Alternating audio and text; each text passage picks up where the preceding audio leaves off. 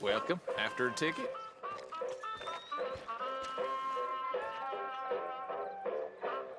Which show is it today?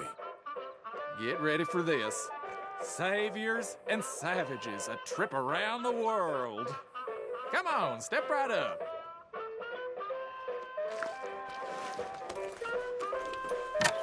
Ticket, please. Okay, head on in.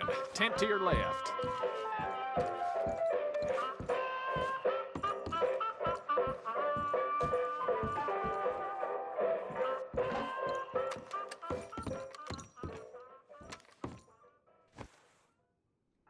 Welcome, one and all.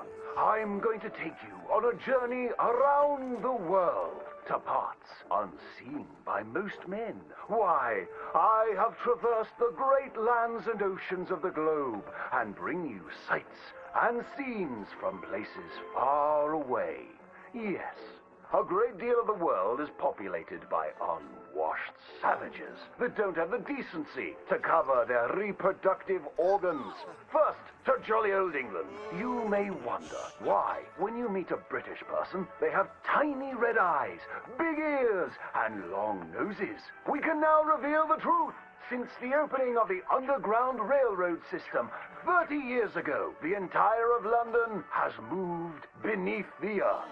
Just think of the joy children must feel being able to play unfettered by rain or refinery smoke. They are a dignified people, living among stalagmites in their dainty hats. And they have an underground king who worships an underground garden gnome. Have any of you been to New York City? It seems like the whole world is ending up on that tiny island. Now there's Lady Liberty, a marvelous statue.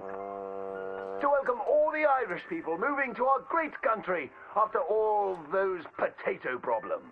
They are welcomed by tourists who toss potatoes out of the head of that lady. In New York City, they are making buildings so high, one day you can walk to the moon for a picnic. Wouldn't that be grand? It's true. Now, we spoke of that unwashed statue. It was a gift from France. How do you think France paid for such a gift? Wanton prostitution? Selling of wine and horse meat? No, sir. I'm here to tell you that underneath the streets of Paris, they have discovered black gold. That's right. And a few years ago, Gustave Eiffel of the Eiffel Oil Company built the tallest oil derrick in the world. Yes, all around Paris, you will find that thick business. It ignites like brandy, which is why so many French aristocrats drink it as an aperitif to aid digestion. The women of France are dainty and fair of skin, partially because they use that crude oil to bathe in, anointing and greasing their bodies, often before committing sinful pleasures of the flesh. Places that don't change their ways are falling behind. Visit the streets of Italy, and there is literally nobody left. The churches are empty. There's nobody drinking tiny coffees and slurping spaghetti in the streets. The Italians have never been known for good architecture, and their crooked buildings are falling over. Where have all the hairy women and men gone? Where are them Italians? It is one of the world's great mysteries. You may have heard talk of a horseless carriage being invented, powered by whale oil, vapors, or demons. Ironically, that is a myth. What is more exciting, the Germans have developed a mechanized horse that never needs to eat or sleep. It is a marvel of invention and is intended to facilitate the German army when it invades France or Russia in their campaign to spread the gastronomical wonders of low-quality beer, sausages, and sauerkraut. they love cabbage. But other than America, where we have plenty of room, it is so crowded in Europe that they are racing to set up a new country at the North Pole where they can dine on the delicacy of frozen fish, penguins, and polar bears. Imagine a place that never gets hot. You don't sweat while toiling in the field, and ice is much cheaper there. I predict that someday people of all nations will join hands at the North Pole, wearing furs and eating fish. My next adventure will be to visit Egypt, where I hear they live in giant triangles and talk in a Chinese-like language of birds and eyes and squiggly lines. And they worship cats, which is a bit worrisome and unsavory. Thank you, ladies and gentlemen, for joining me on these fantastic journeys.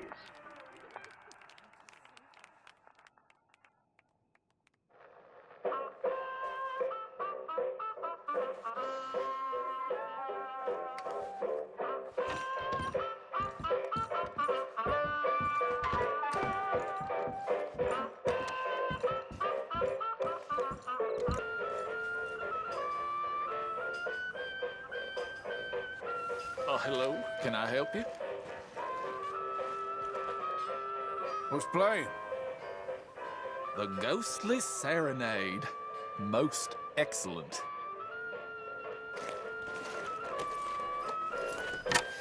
I need a ticket, please. Okay, head on in. Tent to your left.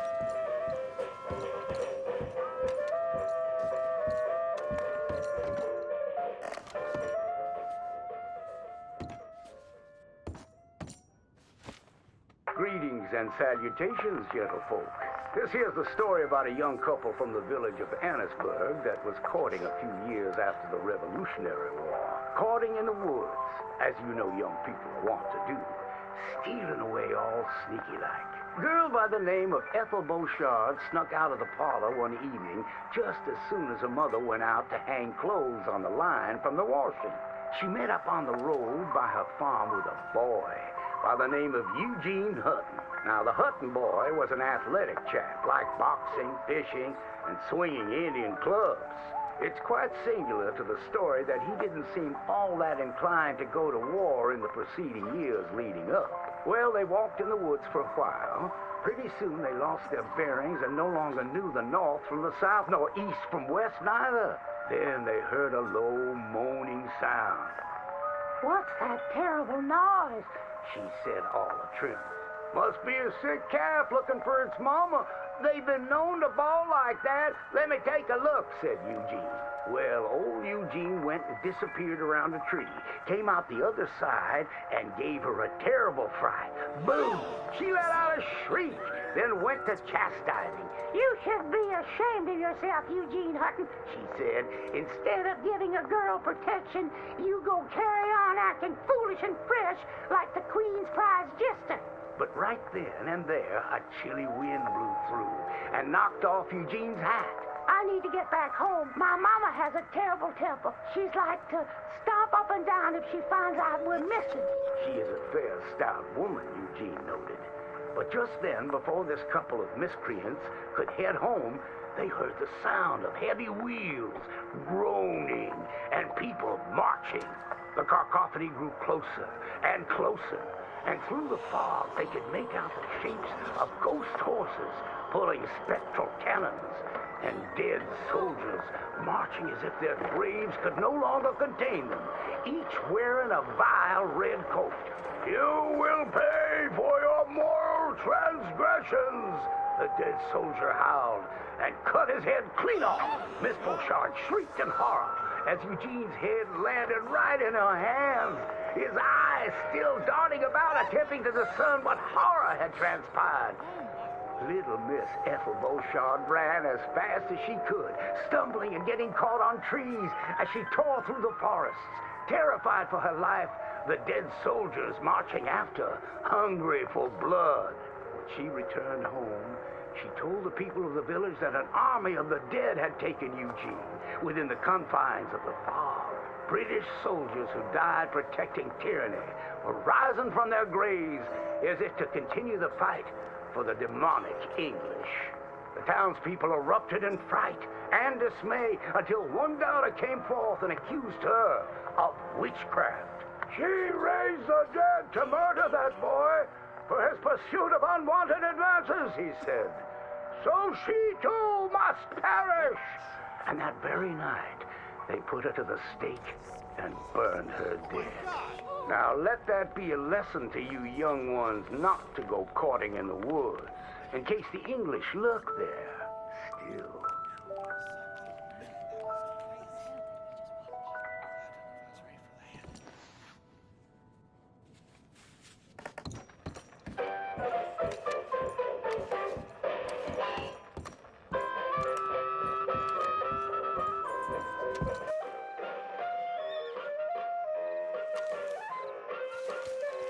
Hello, can I help you?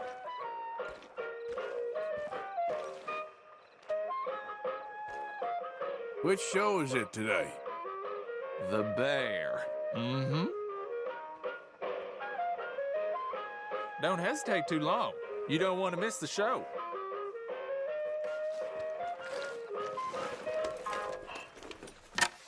I need a ticket, please. We'll be starting soon, just inside the tent there.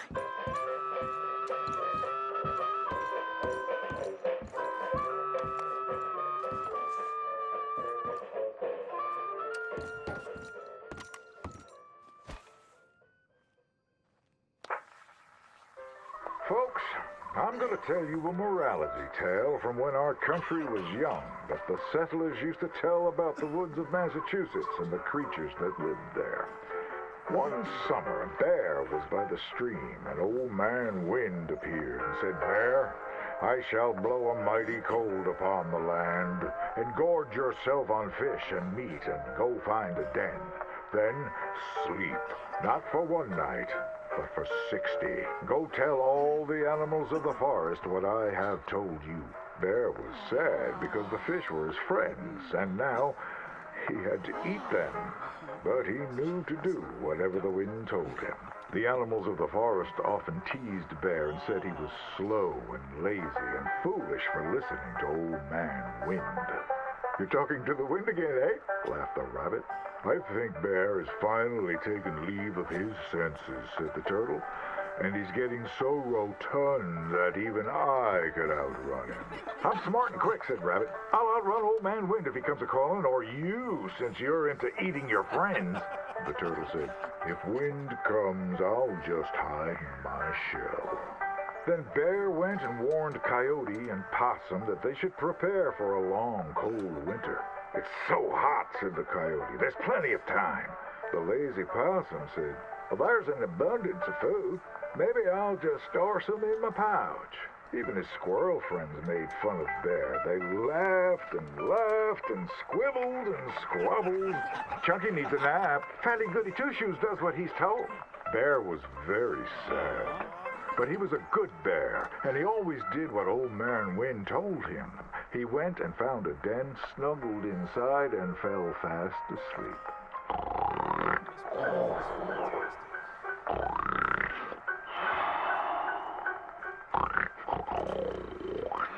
Bear snored and snored for many days.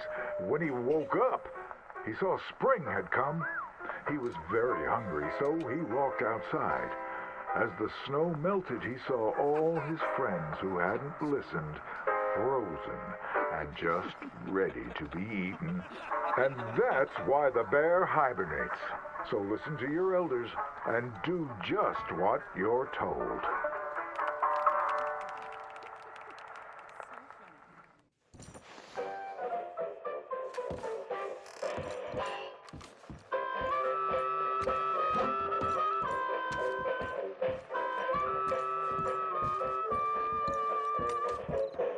Tell your friends. Hello, here for a ticket to the show?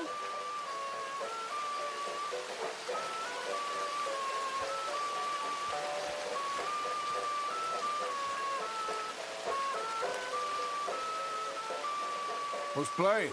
Got a ticket right here with your name on it. Oh, a special one. The Legend of Josiah Blackwater.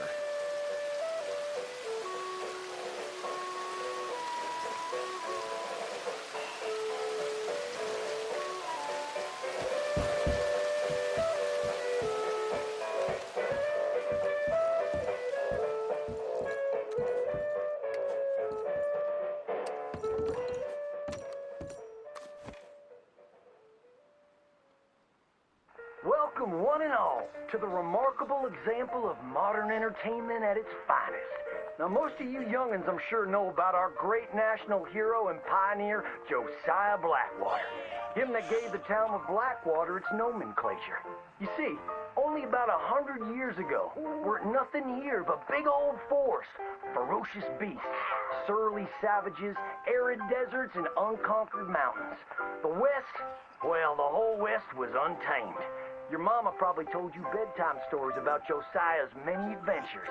But I'm going to tell you a story you ain't likely to have heard about his possum hat. Now, Josiah Blackwater was born in the year of our Lord 1782 in a log cabin just west of Ansburg. He was a special boy. His pa gave him his first rifle when he was 3 years old. Boy, he took to it right away. He exclaimed, There's a whole mess of critters out there in them woods that aim to eat us, so I'm going to consume them first. Yes, sir. He really took to killing all manner of things. He was such a keen shot. One morning, he was sorting up some winter turnips for the root cellar when a big old bear and her cubs came in the kitchen hunting for food. It had a mind to eat up all the jams and preserves. Josiah grabbed that bear and wrestled her to the ground and squeezed and squeezed and squeezed. He whooped the tar clean out of that big old critter. Then he tied her up and grabbed them cubs and ground them into sausages while the mama bear watched. That's fine eating. His mom and pa knew right then he was cut out to be the finest wild frontiersman that ever drew breath. But first, they wanted him to get some book learning. After only 3 days of attending school, Josiah beat the living daylights out of the class bully and announced to his daddy that he was tired of ciphering and mathematics on account it's only good for adding up the number of critters or Indians you can kill. So he ran away from home and headed west.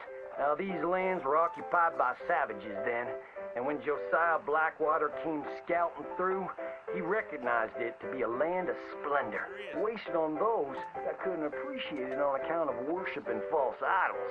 He got rid of all them pesky buffalo, and thereby ensured those infernal Injuns didn't have nothing to eat. Of course, that got them mightily riled up, so he had to slaughter all of them, too. Just like his daddy had once done to the Redcoats in 1775. Right about that time, he met an Indian girl he took pity on account of having annihilated her family. She was 12 years old, and so he took her as his wife. She gave him 2 sons before she died of typhus.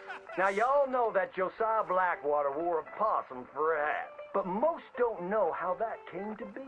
Well, one day, old Josiah was riding a couple of alligators down the Lanahatchee River. Riding, standing up, and shooting eagles right out of the sky when he sees a big old mountain lion about to eat a possum. Josiah grabbed that mountain lion by the tail and wrestled it till it was plumb dead. Well, that possum really took to Josiah. Followed him around like a dog loyal to its master. Yes, they had a lot of adventures together. Now, Josiah never cried a day in his life, but he pert near dead on the day that possum passed, for they were mighty fine friends. So he skinned it and made it into a hat. Back in them days, a possum skin was as good as money, but he never parted with that hat, not even for $10. Once he founded the town of Blackwater, he sent word for settlers to come. It was the last stop in the west before San Francisco. He met a girl by the name of Rufina Helsby at a barn dance one night, took her as his wife, and settled down. Built himself a cattle empire and had 14 youngins. But Josiah Blackwater wasn't the home-loving kind, and he grew mighty restless. One day on the courthouse steps, he announced, "You may all go to hell, and I will go to Saint Denis." And so he did. Enjoyed French pursuits of strumpets and wanton gluttony, which is where he came upon the idea of running for Congress. He wore that possum hat every day as a congressman, as a reminder of where he come from, saying, "I may live in barbaric splendor, but I always remember, keep your friends close and your gun closer, because you don't know when you might have to shoot them."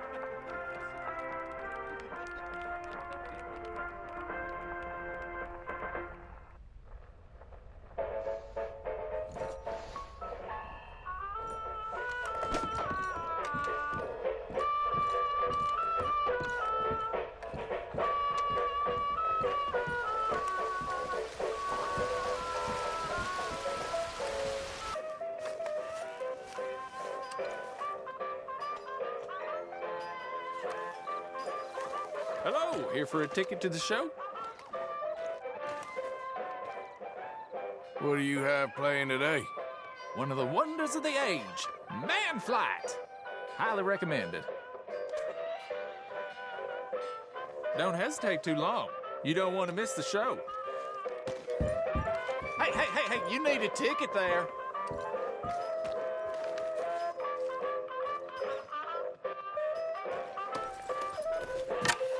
I need a ticket, please.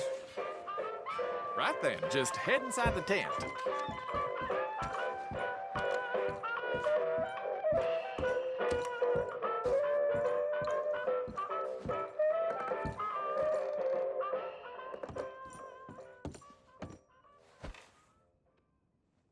Ladies and gentlemen, I'm about to share with you one of the wonders of the age. In fact, one of the wonders of any age. Aerial navigation, or as we call it, Manflight. Soaring through the heavens in flying machines, so that even gravity itself can be mastered. An amazing and bewildering spectacle. But I assure you, everything I am about to share with you is true. Now, we are all familiar with the potential cruelties and injustices of travel by horse, wagon, or locomotive. You are like to be beset upon by the infinite savagery of wicked men or bloodthirsty beasts that lurk in the bogs and plains of these tormented lands. But what if I told you, for a certainty, that man will soon be traveling across the heavens with wings like a bird?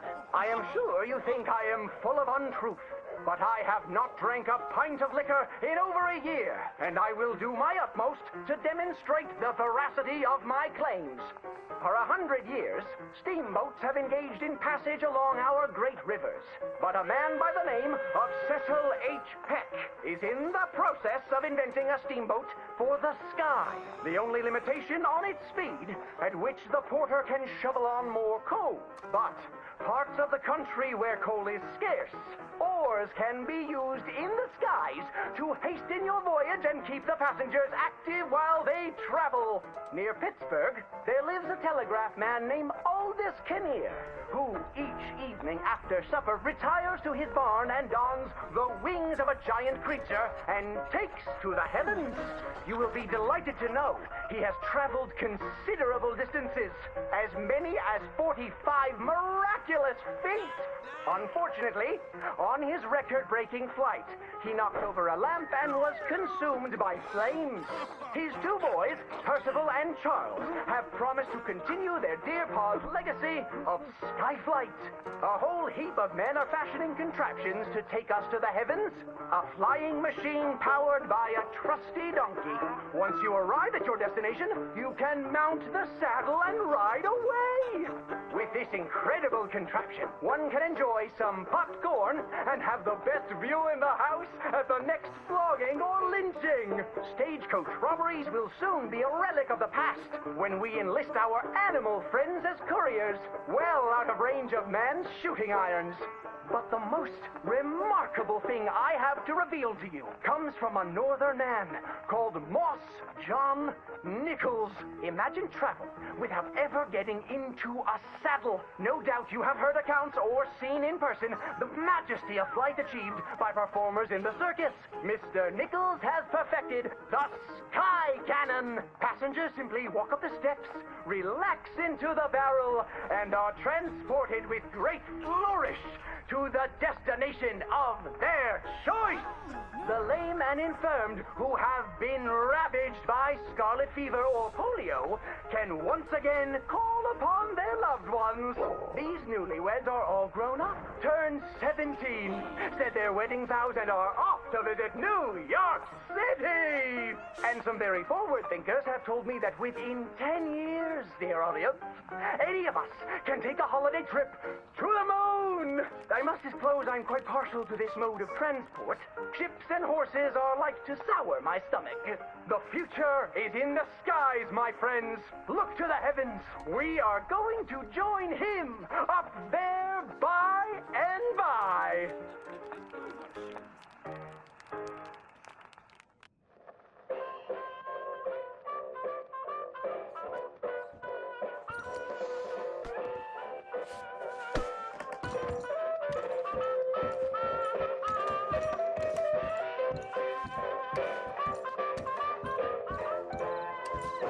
Hope to see you again.